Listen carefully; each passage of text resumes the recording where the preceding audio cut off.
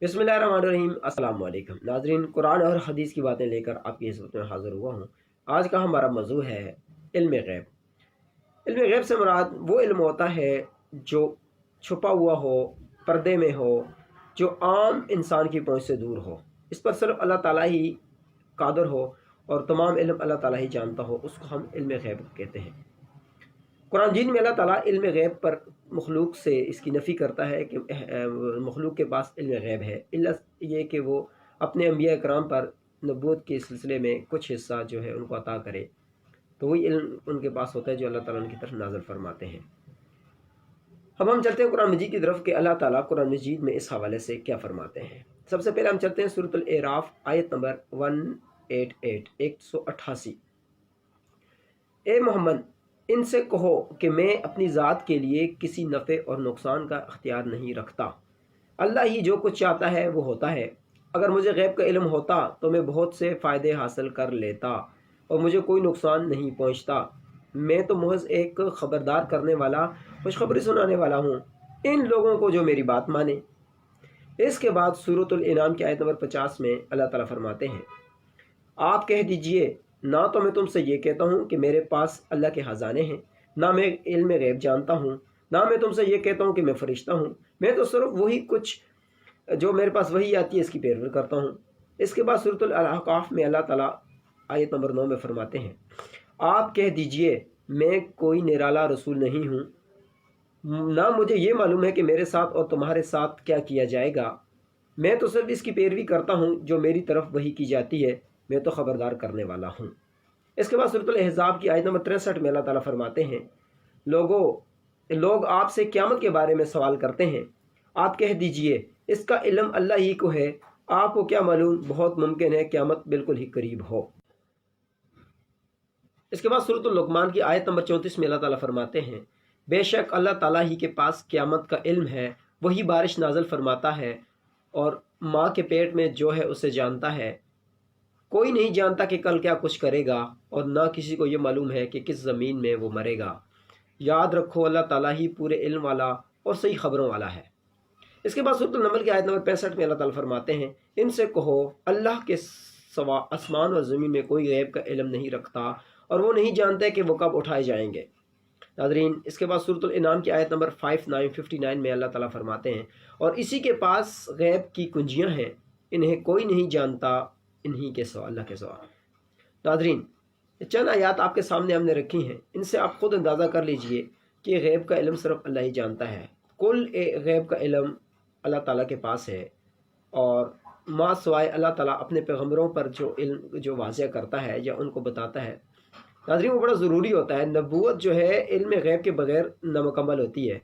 नबूवत के लिए एक हिस्सा इल्म गैब का नबियों को अता किया जाता है ताकि उनके ईमान लाने वाले को वो कुछ ना कुछ उनको पेश कर सके, ताकि कुछ करामात होती हैं और कुछ ऐसी चीज़ें होती हैं, कुछ पुराने जो वाक़यात होते हैं अल्लाह ताला मुतल्ला करता है अपने अंबिया कराम पर, ताकि लोग ईमान लाएं और उस पर यकीन करें। तो ये एक लाजमी हिस्सा है नबूवत के लिए और रसालत के लिए। इल्म गैब का एक हिस्सा अंबिया कराम को दिया जाता है। अंबिया कराम अपनी तरफ से कुछ भी नहीं बताते, जो कुछ अल्लाह ताला उनको देते हैं, बताते हैं अल्लाह ताला इल्म गैब, चाहे बरे रास्त बताएं या अपने किसी फरिश्ते के ज़रिए बताएं, तो वो उनको आगे बताते हैं।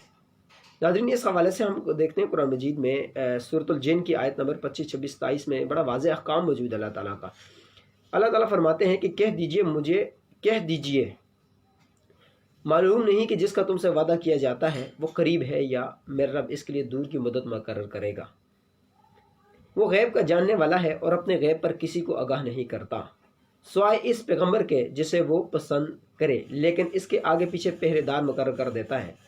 तो नाज़रीन, अल्लाह ताला अपने अंबिया कराम को नबूवत के लिए एक इल्म गैब का हिस्सा अता फरमाते हैं और वो भी अल्लाह ताला अपने नबी को बताते हैं। तो फिर नबी जो होते हैं, अंबिया कराम होते हैं, रसूल होते हैं, वो उनको आगे लोगों तक पहुँचाते हैं। अंबिया कराम अपनी तरफ से कुछ भी नहीं कहते, जो कुछ अल्लाह ताला उनको अता करता है वो वैसा ही आगे बयान कर देते हैं, अपने पास कुछ भी नहीं रखते।